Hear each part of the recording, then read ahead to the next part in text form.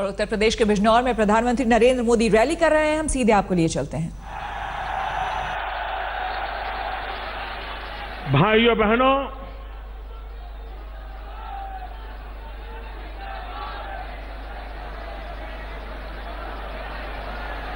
चुनाव तो मैंने बहुत देखे हैं। चुनाव के लिए राजनीतिक दल तैयारियां भी करे, साल साल पहले से तैयारियां करे, अपनी पार्टी को, कार्यकर्ताओं को काम में लगाएं। ये तो मैंने हिंदुस्तान के हर कोने में देखा है, लेकिन उत्तर प्रदेश में चुनाव की तैयारियों में मैंने एक नई चीज देखी जो मुझे हिंदुस्तान में और कहीं पर दिखाई नहीं दी। और वो तैयारी कर रहे थे यहां के मुख्यमंत्री, यहां की समाजवादी पार्टी। उन्होंने पुलिस को काम में लगाया था, अपनी पार्टी के लोगों को काम में लगाया था कि उत्तर प्रदेश के अंदर समाजवादी पार्टी का विरोध करने की ताकत रखने वाले कौन कौन लोग हैं, उनकी सूची बनाओ। दम वाले कौन है, जनता में लोकप्रिय कौन है, माजा रखने वाले कौन है, समाजवादियों की गुंडागर्दी के सामने झुकने नहीं तैयार, ऐसे कौन लोग हैं, इनकी सूची बनाओ। साल डेढ़ साल पहले सूचियां बनाई गई और पिछले एक साल में कोई विधानसभा क्षेत्र ऐसा नहीं है जहां समाजवादी सरकार ने भारतीय जनता पार्टी के कार्यकर्ताओं को गलत गुनाहों में उनके नाम दर्ज कर दिए, जेलों में ठूंस दिए, जेलों में ठूंस दिए। श्रीमान अखिलेश जी, कान खोल करके सुन लो।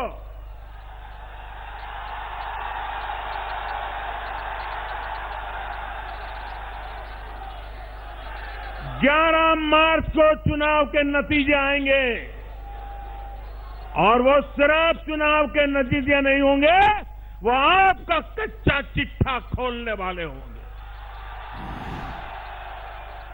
और भाइयों बहनों, सरकार तुरंत ऐसे गलत कौन कौन से गुनाह रजिस्टर किए गए, निर्दोष नागरिकों को किस किस को फंसाया गया, किन किन लोगों को जेल में ठूंस दिया गया, उसका सारा कच्चा चिट्ठा खोल दिया जाएगा, जांच बिठाई जाएगी। और अखिलेश जी, आप अपने वफादार लोगों के द्वारा जो पाप कर रहे हो, आप उनको बचा नहीं पाओगे, ये लिख करके रखो।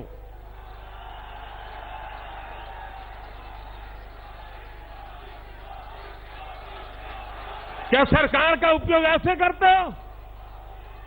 अपने विरोधियों को जेलों में बंद करने के लिए कानून का दुरुपयोग करते हो? भाइयों बहनों, आज मैं उत्तर प्रदेश की धरती पर आया हूं। ये मेरी चौथी रैली है। जहां जहां गया हूं, ऐसा जनसैलाब देखा है, ऐसा लग रहा है मानो जैसे पूरा केसरिया सागर उमड़ पड़ा है।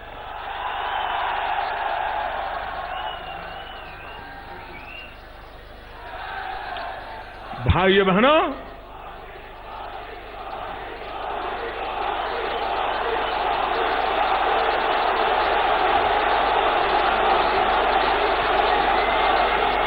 जिसको राजनीति का रस समझ नहीं होता, उन्हें भी पता चलता है ये आंधी नहीं तो क्या है।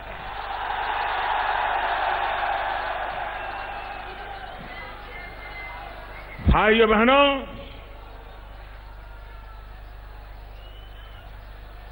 आज संत रविदास जी की जयंती है। काशी के लोगों ने मुझे प्रधानमंत्री के लिए सांसद बनाने में काशी के आशीर्वाद रहे। पूरा उत्तर प्रदेश पूरी ताकत के साथ मेरे साथ खड़ा हो गया। अगर उत्तर प्रदेश के लोगों ने, अगर आपने मुझे ताकत न दिखाई होती तो भाइयों बहनों, आज देश को स्थिर सरकार न मिलती, आज देश में मुझे प्रधानमंत्री के रूप में सेवा करने का सौभाग्य नहीं मिलता। ये आपके कारण मिला। और वो काशी जहां संत रविदास जी का जन्म हुआ, 500 साल के बाद भी पूरा हिंदुस्तान संत रविदास जी की बातों को स्मरण करके अच्छाई के रास्ते पर चलने का प्रयास करता है। मैं संत रविदास जी के चरणों में नमन करता हूं, आदरपूर्वक नमन करता हूं, और जात पात से परे, पंथ परंपरा से परे मानव का कल्याण करने का संत रविदास जी ने जो संदेश दिया है, ऊंच नीच का भेद किए बिना सबको अपना बनाने का संदेश दिया है। मन चंगा तो कठौती में गंगा, ये संदेश जी महापुरुष ने दिया है।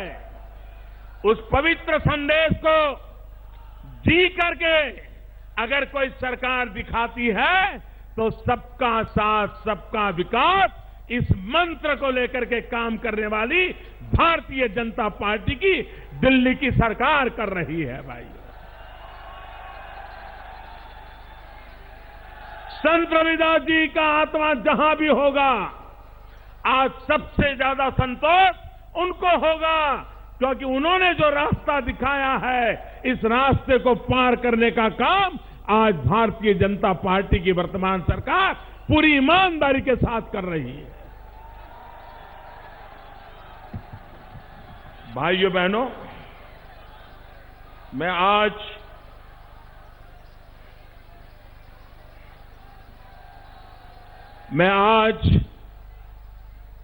बिजनौर आया हूं।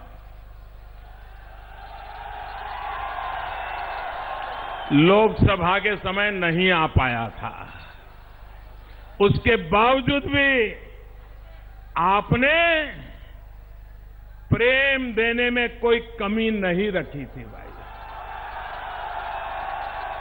कोई कमी नहीं रखी थी। और आज तो मैं देख रहा हूं, अध्यक्ष जी पहुंच पाए।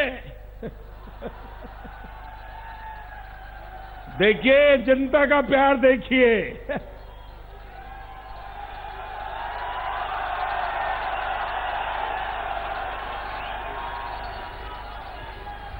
भाइयों बहनों, ये हमारा पूरा इलाका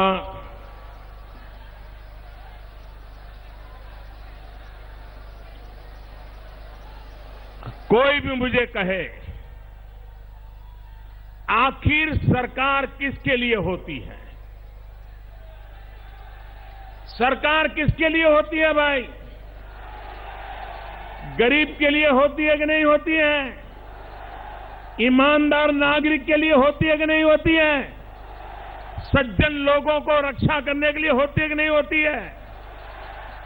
आज कोई हिंदुस्तान का कोई व्यक्ति जो उत्तर प्रदेश से परिचित हो, कोई उत्तर प्रदेश का नागरिक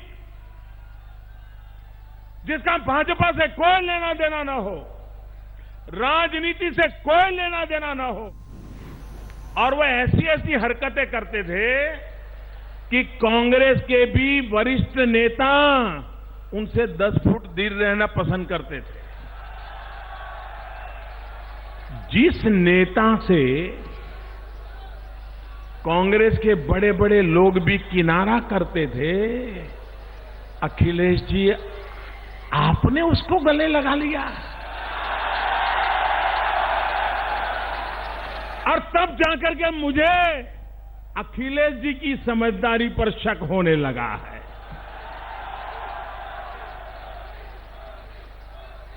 कोई बड़ी सी बड़ी गलती कर सकता है, लेकिन ऐसी गलती नहीं कर सकता है। भाइयों बहनों, आपका अगर हम देखें, बलात्कार की घटनाएं, बलात्कार की घटना